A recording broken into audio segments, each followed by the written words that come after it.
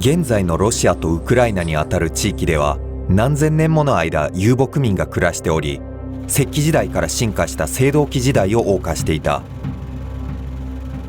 彼らが残した最大の遺跡はお墓だ。ステップ地帯と呼ばれる広大な草原にはクルガンという名前の古墳があり、ここには各部族の長が眠っている。古代ギリシャの歴史家ヘロドトスはこの民族をスキタイ人と呼んだ。しかしスキタイ人の土地はローマ帝国を衰退させたことでも知られるフン族など他の遊牧民に侵略された。やがてこの地にはスラブ人が定住する。彼らは共通の言語と文化を持ちつつも様々な少数部族に分かれて暮らしていた。スカンディナビア地方に住む海賊のバイキングは船に乗って川を下りながら行く先々で侵略や交易を行い征服していった。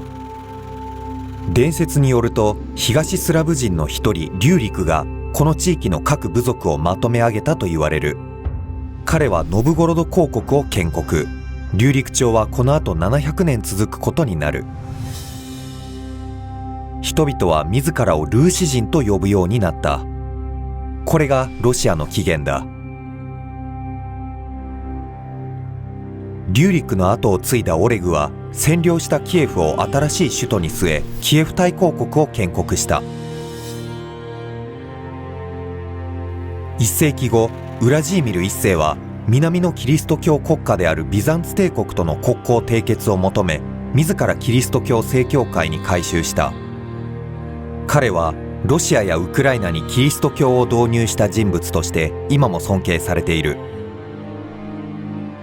ヤロスラフ1世はルーシ法典という法律を制定し、さらに国土を拡大。この頃がキエフ大公国の黄金時代で、当時のヨーロッパでは随一の先進国だった。しかしヤロスラフの死後、息子たちは後継の座をめぐって骨肉の争いを始める。キエフ大公国は小さな諸公国に分裂し弱体化。これが東の大国に蹂躙される一因となる。チンギス・カーン率いるモンゴル帝国はアジアの大部分を支配していた。コーカサス山脈を越えてキエフに侵攻し、カルカカハンの戦いでルーシ諸公国に圧勝するも、今回はキエフを征服せず引き返していった。だが14年後、モンゴルの脅威が再来する。今回はバトゥー・カーン率いる大軍がキエフ全土を蹂躙、抵抗する都市を焼き尽くし、人々を虐殺した。ノブゴロドはモンゴルへの服従を表明したため攻撃を免れた。ノブゴロド公国の公アレクサンドル・ネフスキーはその後、ドイツ騎士団からの侵略を氷上の戦いで撃退し、ロシア全土にその名を轟かせた。彼は現在もロシアの英雄として称えられている。キエフの大半はモンゴルに統治された。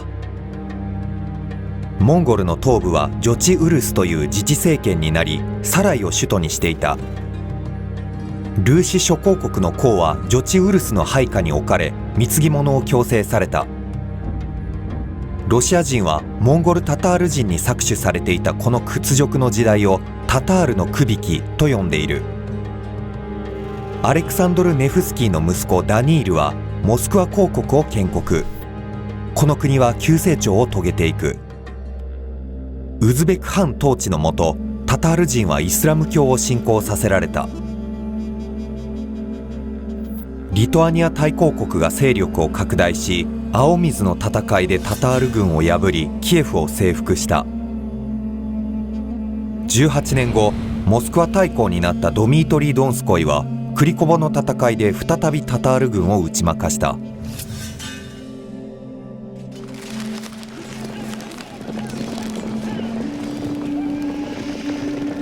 ジョチウルスは何年もの内戦を経ていくつもの国々に分裂した。ビザンツ帝国の首都コンスタンティノープルはオスマン帝国に陥落させられ、ビザンツ帝国は滅亡した。ローマやコンスタンティノープルが陥落したことで、モスクワがキリスト教正教会の総本山になり、第三のローマと呼ばれるようになる。モスクワ大公国は発展し続け、ノブゴロドを併合し、諸公国に分裂していたロシアの統合を進めた。ウグラ川ではイヴァン3世がタタール軍を撃退。これをもってロシアはタタールの区引きを脱却し独立を果たした。バシーリー3世のもと、モスクワ大公国はさらに発展し拡大を続けた。その息子のイヴァン4世は国の名前をロシアツァーリ国と改めた。彼はイヴァン雷帝の通り名でも知られている。イヴァンは以前のモンゴル領土だったカザン汗国やアストラハン汗国を征服。しかしその後、リボニア戦争ではスウェーデンとポーランド・リトアニア連合に敗北した。イヴァンは次第に恐怖政治や粛清に力を入れ始め、暴君として恐れられた。ロシアはまだ脆弱性の残る国だった。クリミア半国からの侵略者がモスクワを焼き払った。しかしその翌年、モロジの戦いでクリミア半国を撃退することに成功した。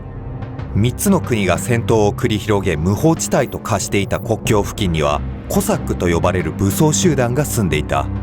彼らは騎馬民族として自由な生活をしつつ、たびたびロシアやポーランドに傭兵として雇われていた。怒ると我を忘れるイヴァンはトラブルから自らの次男を殺害してしまった。皇帝の釈上で撲殺したのだ。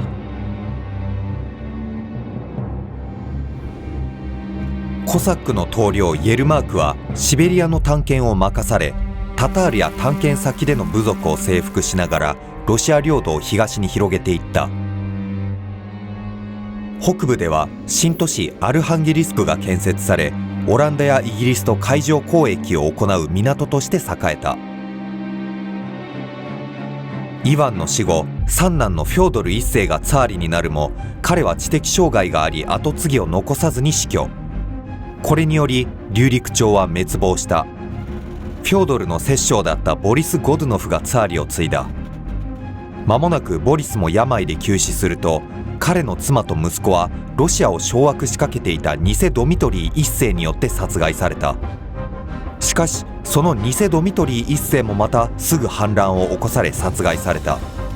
こうして混乱を極めていったこの頃のロシアは動乱時代と呼ばれ、反乱や外国からの侵略で国は荒れ果て、飢饉やペストで多くの人々が死んでいった。ポーランド軍はモスクワを、スウェーデン軍はノブゴロドを占領。ロシアは滅亡の危機に瀕していた。